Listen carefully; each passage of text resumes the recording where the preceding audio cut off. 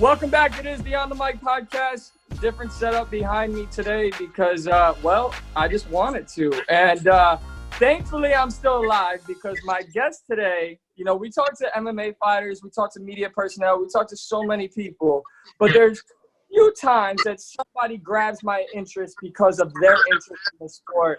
And my guest today, former NFL player, making the transition to the MMA world, the one and only Jon Cunningham. Sir, how are you? I'm blessed. You? Clearly, obviously. You get to go from one lifestyle to another lifestyle. Man, I want to go all the way back. First and foremost, before we talk about football and all that, let me ask you this because everybody knows me. I found this sport of MMA in 2015. I didn't know what the hell was going on. I didn't know anything. But, I've dedicated the last 5 years to this sport. So when was the first time you got introduced to MMA? And when were you like, this could be something? I was introduced to MMA, I think 2010. That was the first time. So I was in about elementary, not grade school, middle school, I'm sorry. So I was in about middle school. And I saw a picture of the Iceman, Chuck Liddell. He was fighting. And then I fell in love with it because I always wanted to wrestle. I like the sport of wrestling, not WWE, but I like the Olympic style wrestling. And I was eager to get into that sport. So once I got into middle school, I started wrestling and hoping to be able to transition to mixed martial arts. But that never happened because football started to pay the bills. I was told that football can get me into college for free. Football can pave the way for me. So I was good enough for football so that could happen. Now, what is it like when you have two passions? I think one thing that I've been really excited about with talking to you is that I'm one of the biggest football fans there is. But I'm a stupid football fan. I still think Mitch Trubisky could be the quarterback of the Chicago Bears. I still think all these things that won't ever happen can still happen. But as much as I'm a fan of football, you can't tell me that a guy in his second pro fight is going to be Israel Adesanya. You can't convince me because I've dedicated so much. So for you, how did you balance having both a passion and love for football and MMA? So with growing up, with playing two sports in high school and since middle school to high school, I always just separated it. So I focused on football when it was football time. I just focused on football, educating myself as much as possible. But I will always look forward for wrestling season. So I thought of it backwards. So my coach will always say, wrestling will get you ready for football. But I said, all right, cool. But football gets me ready for wrestling. Right. So I would always just focus on my one sport at a time. But once I got into wrestling, once it was wrestling season, I was focused on wrestling. It was all go for me with that. So just separating and being able to focus on one thing at a time. Now, everyone knows me. They know I'm a twig. So I don't really know exactly everything I'm talking about. But in wrestling, you have to cut weight no matter what level. But when you play football, you're looking to gain muscle. You're looking to get to a certain point depending on what position you play. So I guess in a scientific way, one of the things I have to ask you is, how did you handle that from a physical aspect? For wrestling, you were looking to make a weight. Football, you probably had to gain to get to where you needed to be. So I didn't really have to worry about that in high school. Simply because I wasn't really heavy in high school. So heavyweight limit in high school for wrestling is 285. I was never a big kid. I was always a big kid, but I was never like a 300 plus in high school. I never had to worry about that, but I was always strong and muscular. So my average weight I stayed between was 65 and 70 throughout high school. And then once I got to college, it was when I really blew up. I started to lift more, focus more on football. So the balance of that wasn't really hard for me in high school because I always had the easiest weight for me because I'm not 300 pounds. I don't have to worry about cutting weight. The only time that I ever had to worry about cutting weight was when I wanted to. If I wanted to go down to 205 and wrestle light heavyweight, or if I wanted to just cut weight just because my friends were cutting weight and I wanted to be there for moral support. So yeah, I'm going through it with you too. So that was the only time that I really had to cut weight was when I wanted to. You know what I mean? Yeah, it sounds like every American's dream. Let me lose weight when I want to lose weight. With that said, man, okay, so where did you play college ball at? Kent State University, right there. Love it. Look at that. He was prepared, ladies and gentlemen. He was absolutely prepared. All right, so take me through the collegiate career and then the jump into the NFL. All right, so started playing. I started my freshman year as a freshman at Kent State. Started all 4 years, and after playing football at Kent State, I had the opportunity to go to the Atlanta Falcons. I got called. They signed me as a free agent. I was excited about that, ecstatic. And so, like, the transition wasn't really hard for me because all it was about was the tempo, expectation of tempo, and to carry yourself as a professional, not just a college athlete, but act like you've done it before. So that was pretty easy for me. The hardest transition for me was from converting from a run stopper to a pass rusher. It was hard for me to understand the concept of throwing my hands and making moves to get off blocks at certain times. So, like, I was just a freak athlete. My football IQ wasn't always all the way there. It took me a lot to learn plays.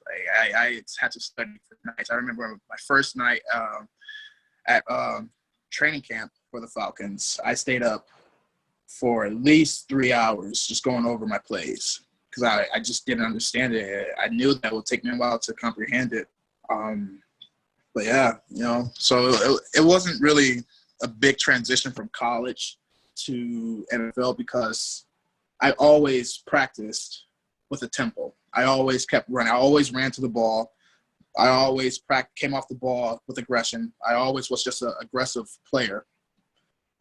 Just because that's just who I am. I'm aggressive. I go faster in practice so that during the game it's easier. It's just simple things, the little things. Running to the ball, keep pushing yourself. You get a break.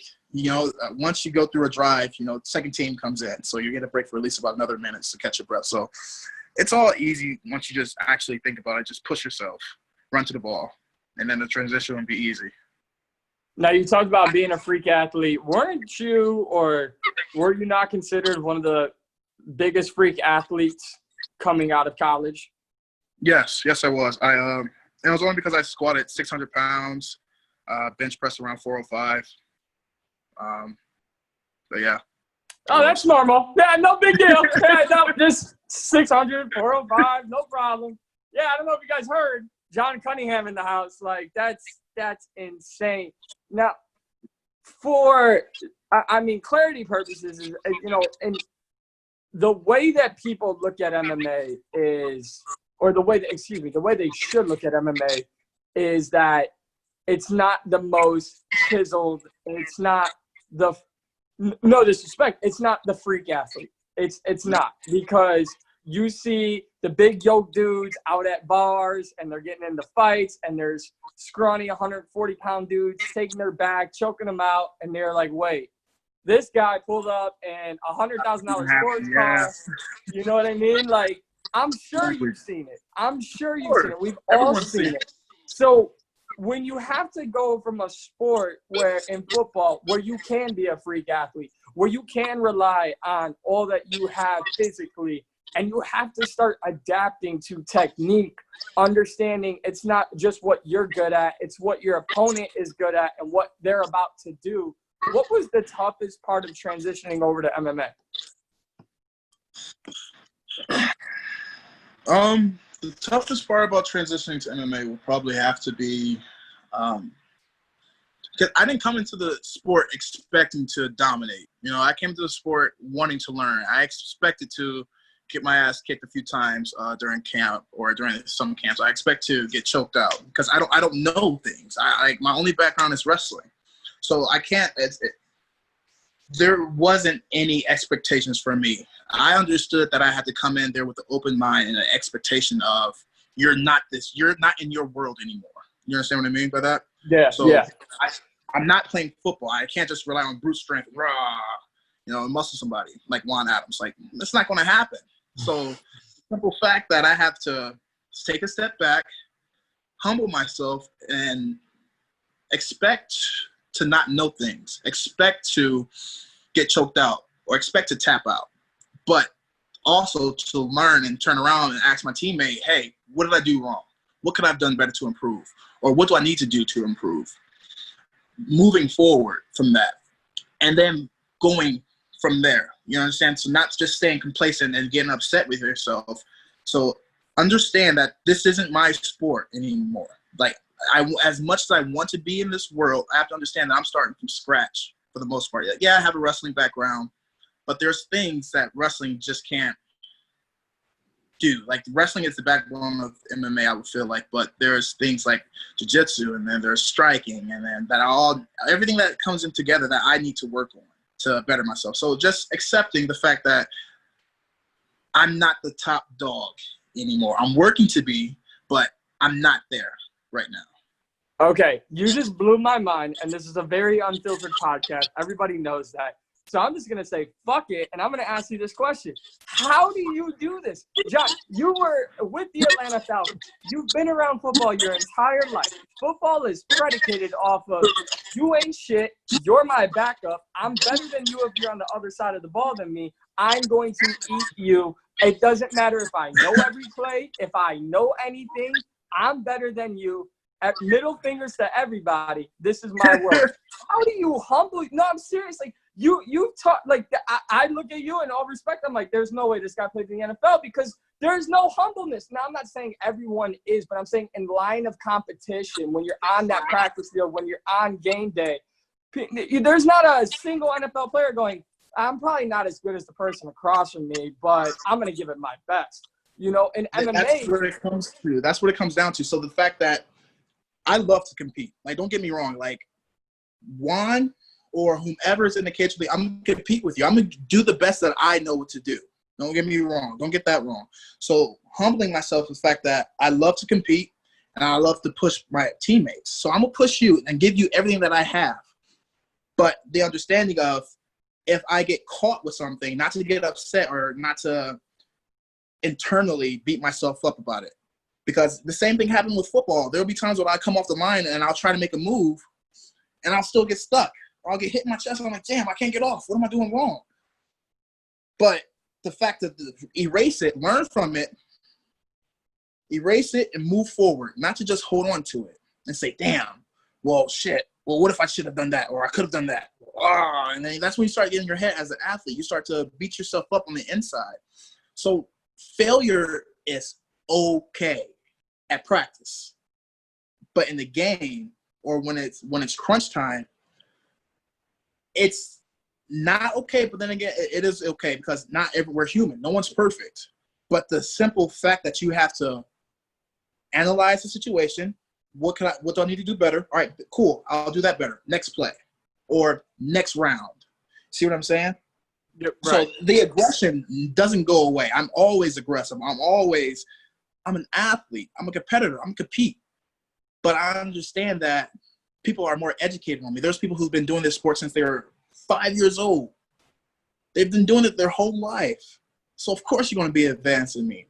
But there's also something inside of me that makes me want it more than a lot of people would want it more than what a lot of people have. Which is one of the big things that drew me to this sport is basically just two people inside a cage and you're fighting for your livelihood, your paycheck, your respect, everything. Everything. I've been very open about that. It's everything. You know this better than most people. On NFL Sundays, your defense could be bad, but the quarterback would get blamed for the game, and especially in a country like ours, the NFL is driven off of that. It's driven off of oh, your whole family grew up in Ohio and right outside of Cleveland. You're all Browns fans, and this is exactly what it is. And it's just like, well, maybe I don't want to be a Browns fan. And then you're, like, ousted from the family. So it's just crazy to me how separate these worlds are, but at the same time, they can mingle together. With that being said, when did you make the decision to transition over into MMA? So I've always wanted to do MMA, always wanted to. But I was always told that football is where I'm meant to be. Like, football is where you're going to be. So after I got cut from the Falcons, I had a few workouts with the Steelers and the Broncos, Denver Broncos.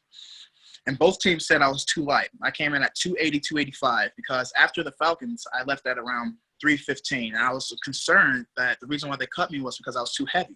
Maybe they wanted me lower. So during my time, time span of being cut and then having workouts, I dropped from 315 to 280 to 285. I played around between 285 and 280. So it wasn't – once they said I'm too light, I said, okay, well, I still want to go to the NFL. Let me go back to the NFL because I don't know what else to do with my life. I've trained my whole life to go to play football. I can't just give up on it. I'm 24. So I remember that a coach for arena football hit me up a while ago, asked me if I wanted to play arena football. This was during the time where I was still shooting for the NFL. So after that, I reached out to him and told him, hey, are you still looking for someone to play football, for D lineman? He said, yeah, we're actually we relocated to New Mexico, Albuquerque, the Gladiators. So I was like, all right, cool. I'll come play do 2 years, get some film, and then have my agent put it out to let people know I'm still working. But in the meantime, I also was playing my other hand with MMA because I learned that Jon Jones and Holly Holmes trained down here too at this gym called JacksonWink. I had no idea what the hell JacksonWink was. I was like, all right, cool. Well, if Jon trains there, then this gym must be fucking phenomenal. This, Alistair Overeem's trained here. Like all these greats trained here, Rashad Evans, GSP. Like, and I'm like, wow. So this gym puts out champions. So why not? So I just messaged them on Instagram. Didn't think I would get anything back from them. I said, hey, I'm interested in possibly getting into the MMA world, but I also would like to train. I'm an ex-NFL player trying to get back into the NFL. I just would like to know what options I have. They messaged me back, surprisingly. They said, yeah, just come on down. We'll talk about it when you plan on coming down. I said March 14th. So I'm supposed to be reporting for the Gladiators. So I get to Albuquerque, and practices are going good with the Gladiators. I'm doing phenomenal, but I'm just not into it anymore. I wake up every morning, I'm like, I don't really want to do this. How much longer do I have to do this for? Why do I have to start all over from scratch? I'm going from the NFL to arena football. I feel my worth is better. Not knocking arena football at all, but I felt like my mentality was, I'm better than this. Why am I here? Like, why am I putting so much effort into something that doesn't want me anymore? Like, okay, that's fine. I have my 15 minutes of fame. Cool. I always wanted to fight, always wanted to be a fighter. So why not? I have the opportunity. So that's when at 4 o'clock in the morning, I texted my coach saying, listen, I'm not coming to practice today. My heart's not into it. I really appreciate you giving me the opportunity to come out and be with your team, but I don't want to waste your time nor mine anymore. I'd rather focus all my efforts on MMA. I'm pretty sure he was disappointed. And there was no hard feelings. No one did anything wrong to me for me to switch. It was just internally. I couldn't just waste my time anymore. I didn't want to play that gamble of maybe,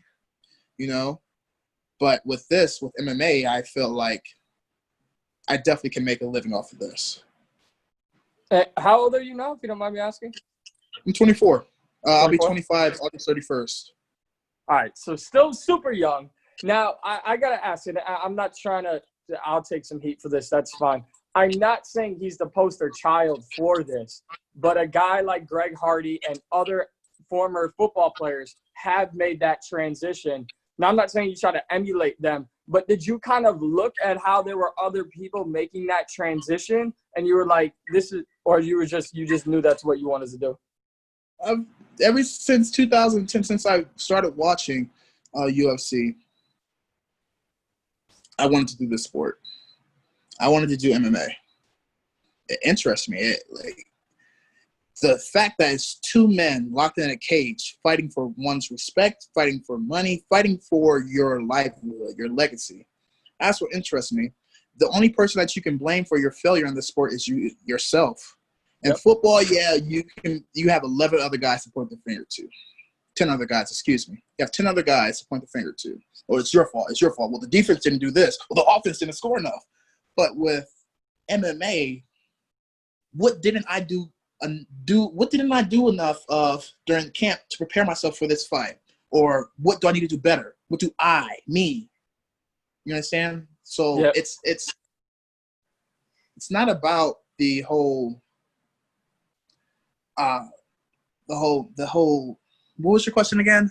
Like football players going into MMA.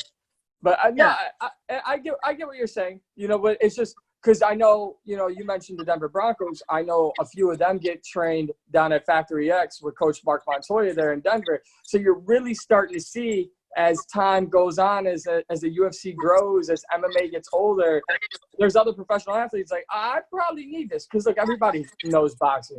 But something about that hip movement that you have as a football player that could help you throw kicks and all this other stuff, you know, how to sprawl better, you know, when you're exploding and all that. Like, I just think there's a lot of physical connections between the two. So you're Albuquerque, you're there. How does the first, like, you talk about the message on Instagram, but how do the first few days at JacksonWink go? Is it just like, is John there? Is everybody there? Like, what's it like for you? I'm in awe. Yeah, I walk into the door and I'm in awe. It's beautiful, the gym, the smell. It's that the familiar smell of mats. That's what brings me back to the mats and the tape and the sweat. First person I meet is Juan Adams. I look up to him, I'm like, Jesus, he's heavyweight. I seen him on TV, but I didn't think he would be this big. But yeah, he's friendly. Hey, how you doing? I'm Juan. I'm like, I'm John. Nice to meet you. Look, first day of practice and everything, like, I'm getting my ass kicked, flat out. Like, I get choked out in class. My coach, I'm getting my mouth cheeks knocked out. I'm getting kicked in the liver hard. I'm like, geez, man. And the fact that I wake up with a smile on my face every day, I'm like, let's go. I'm excited. Let's learn more. What can I do more? Let's keep going. After I get off work from working with kids all day, I'm hitting up Juan or whomever's free. Like, hey, you want to wrestle? I know I missed class this morning because I was at work, but like, I need to catch up. Like, teach me more. Teach me. I want more. I'm hungry. I yearn for growth in this sport because I feel like I'm so far behind. Even though people say I'm not, and I look at Daniel Cormier, he started the sport at 32. Am I right? I believe so. Yeah. Yeah, but his background was wrestling. He's a phenomenal wrestler. Yep. But I still feel like there's a lot of room for me to grow. There's a lot of room for me to catch up. So I don't care. I accept the fact that I get beat up at practice sometimes. I accept the fact that I'll get choked out or tapped out. It's going to happen. I accept that. But I love the fact that I learn from it. Absolutely, man. Now, if you can, and by the way, I don't know, you're at Jackson. I don't know if I want to be saying DC's name right now. He might. It might be like if you say it 3 times in the mirror, he'll pop up. But but on a more serious note, we talk about coaching. You talk about the people around you. If you had to compare what you learned as a football player all throughout, you know, high school, college, and then your time in the pros to what you're getting at JacksonWink, how would you compare those two? Between the coaching? Yeah.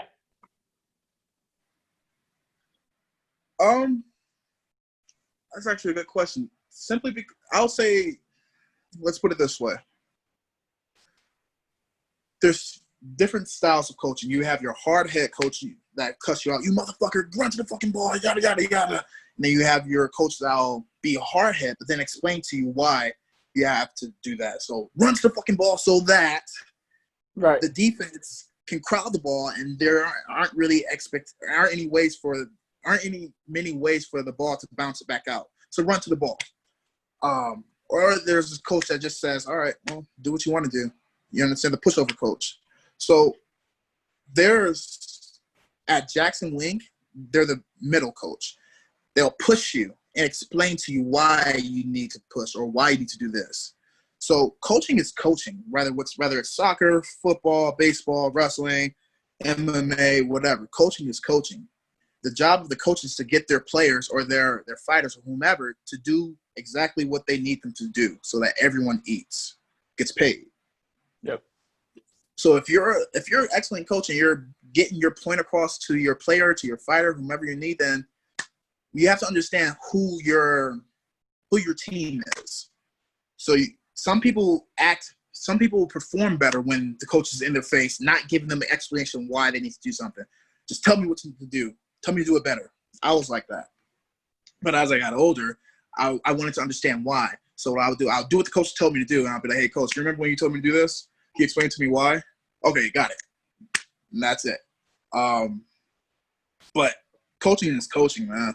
Like, a good coach is a good coach, whether he's a football player or a wrestler. A good coach can get an athlete to do what they need them to do.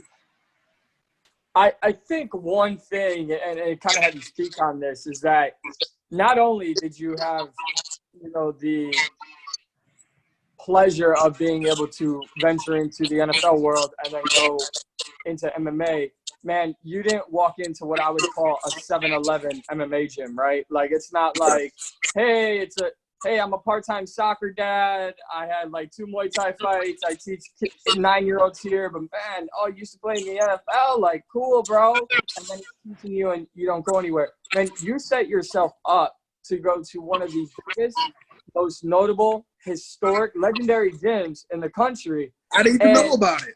Listen, you get Instagram DMs back from JacksonWink. I can't even get them back from girls. So, like, I get it. Like, trust me, I get it.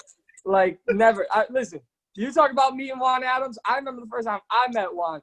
I know people were like, who is that? Did he, like, rescue this kid? Like, just seeing me and Juan, like, together, it did not work, man. So, and I get it. But when I say JacksonWink to you, what does that mean to you, given all that you've been through, all that you've journeyed through?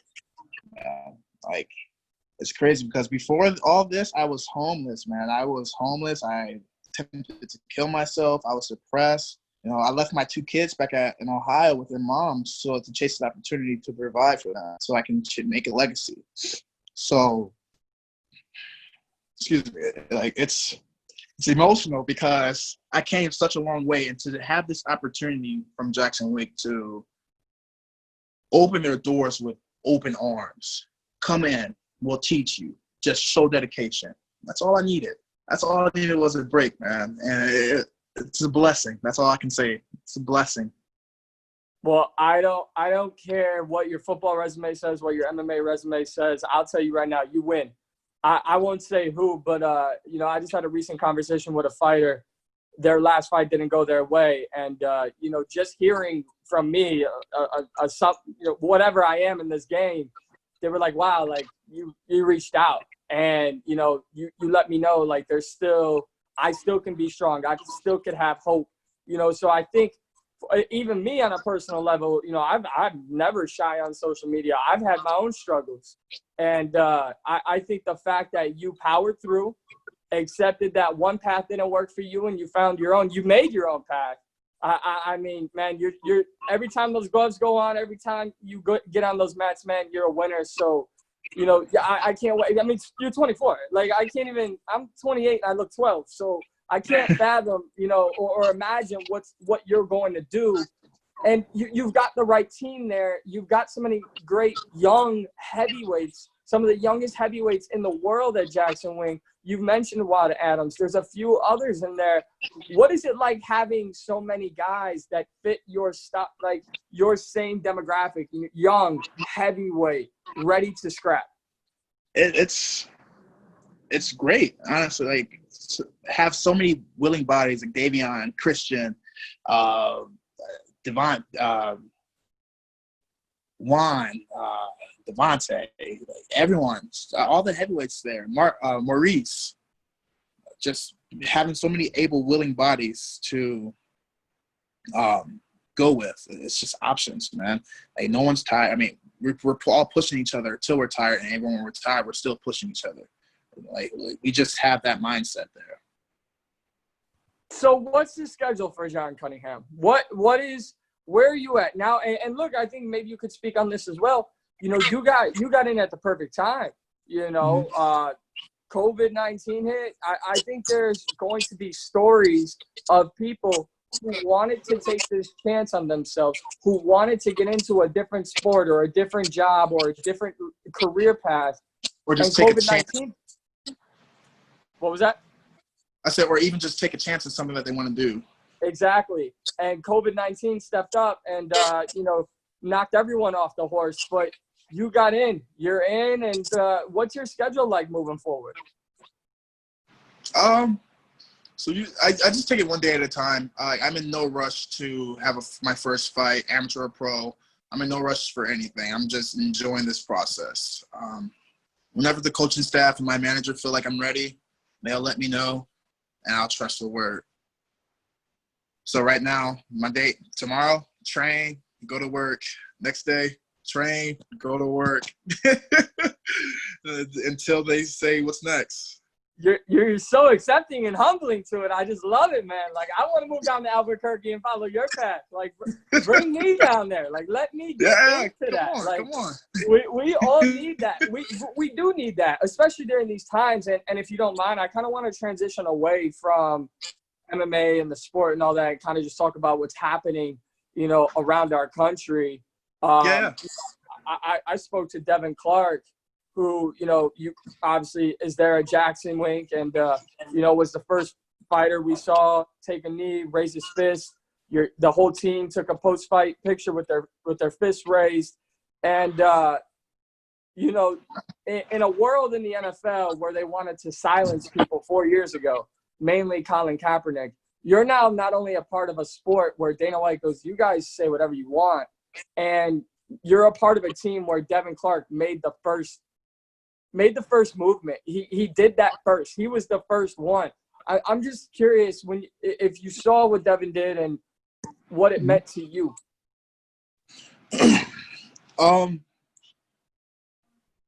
It was awesome, honestly. As being a black man in America, seeing him use his platform to let people know that he's with the cause, he's fighting with us, not just physically but mentally. Being a black man in America, it's a struggle, man.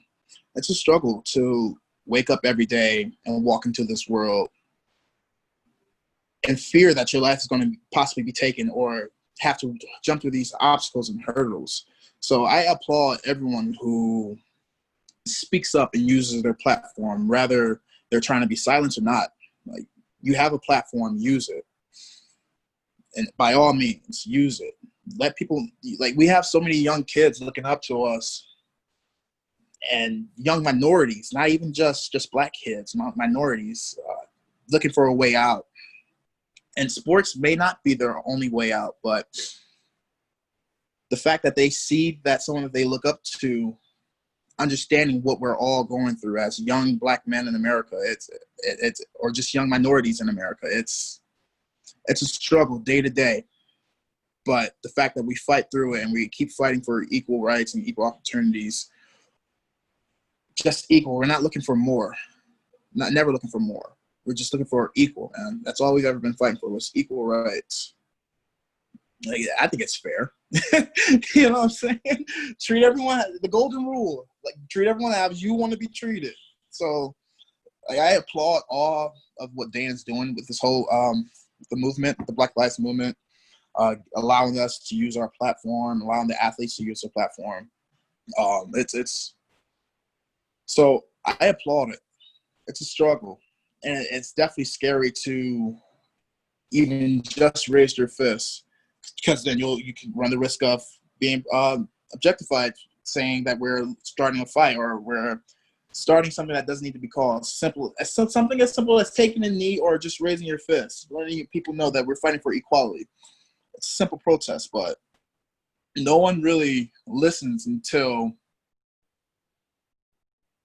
things start to get violent or things get heated. Like, there's been peaceful protests for years, and nothing's really been done until people's money start to get messed with, until they start to see. Now, I'm not applauding the riots. I'm not applauding vandalism, looting, but I understand it. The only time that people will start to listen to you, even in the NFL, so we'll put it this way. You come to meetings late, they deduct from your pay. You owe, say, $1,000. You're like, damn, that's $1,000. And it may not be a lot, but it's still your money. It's like, damn, all right, so I got to come to meetings on time. The only time that people start to listen is when their money is being messed with. Your pockets, okay, well, geez, what the hell is wrong with these people? All right, well, maybe let me just shut the hell up and listen and see what the hell the problem is. What is it that I can do so they'll stop messing with my money at least? So that's where I understand why they're rioting. I don't applaud it, nor am I with it, nor am I against it, but I understand it. It's frustrating. It's very frustrating to have to know that our ancestors were kidnapped and forced to build this country, and we don't get anything from it.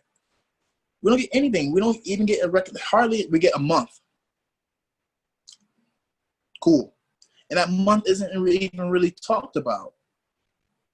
So I applaud everyone who has the guts to stand up and speak their mind about what we as minorities are going through in America.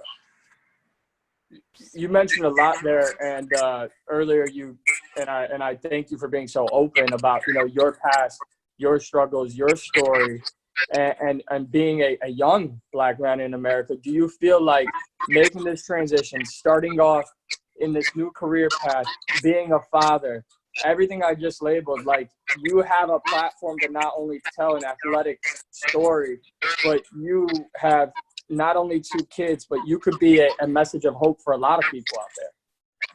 Definitely. That's not my intention, but I'm an open book. All people have to do is ask, and I'll tell them about my life. Like, because I'm human. We've all had mental illness. We've all struggled with depression. We've all struggled with some form of insecurity, self-doubt. Name it. We've all been through it. But it's the people who need to talk about it. I'm not afraid to talk about it. All people have to do is just ask, and I have no problem with opening up about my life and what I've been through. Well, I commend you on that, because not a lot of people would be that way. So I pay you all the respect. Man, if you had to, as we get ready to wrap it up here, if you had to explain just where you're at right now and, like, the excitement level, the adrenaline level. I know you said day by day, but, man, at 24, like, I just keep it real with you on my end, man. You're 24. You've already been through the grind. You've already been at, you know, quote unquote, rock bottom. I think everyone's rock bottom is different. Man, you're at JacksonWink. Like, things can only go the way you want them to go from here. And I think it's amazing. How do you feel? Blessed. I'm blessed, man. Like, I keep repeating that word, but it's all a blessing.